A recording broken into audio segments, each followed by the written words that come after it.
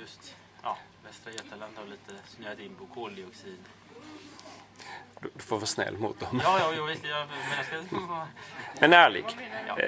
Anyway, since we're now seen and learned about electric buses, the alternatives, is it biogas buses, or do you think hydrogen buses would be a better alternative to the electric buses? Can you give me any ideas about that? Michael seems to have a good... Well, there is, of course, a combination is possible for gas buses, LNG, CNG buses, for the long-range buses, and then for the city buses, especially more electric city buses. And I think the technology of hydrogen buses is very, very nice. It's a very nice technology. Only at this point it's very, very expensive. You need to do a lot of maintenance for the fuel cells. You need to have a very expensive storage for the hydrogen. And it's quite, you lose a lot of energy producing hydrogen. So there is a lot of waste of energy producing hydrogen. So at this moment I think we have the most effective system with driving on batteries, and especially when you charge one time a day, in nighttime, and especially here in Scandinavia where there is an overflow of renewable energy in the nighttime, so it goes up in warmth, and instead of wasting the energy in the nighttime, it's better to charge it in two batteries, so you can use it on the day again. More or less a free use of energy. Exactly. Yeah, exactly. Great. And anyone who has an idea about biogas buses? Well, yes, biogas and also RME. I mean, that's one way to be CO neutral.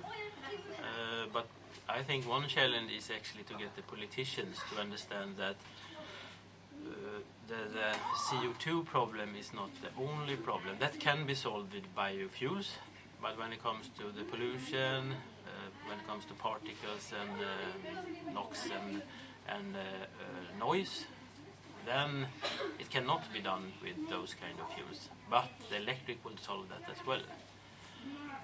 And then, of course, one of, as Michael said, the energy efficiency.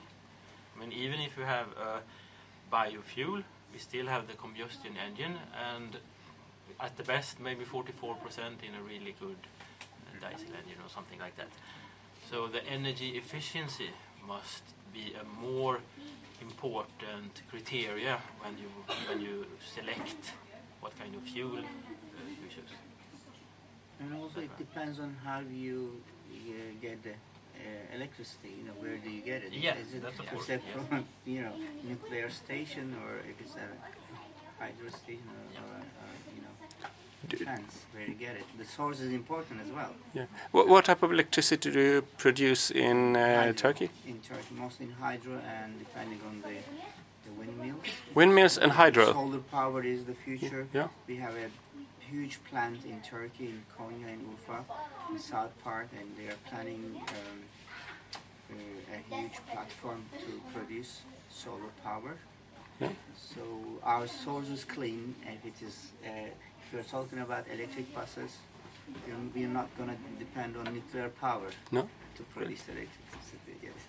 Thank you very much.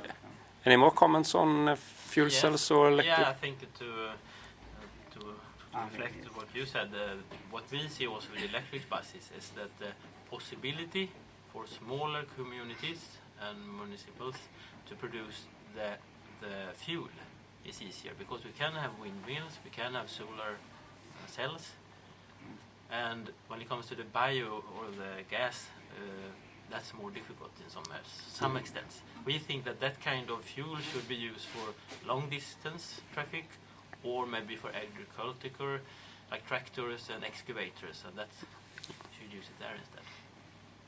All right. Thank you very much.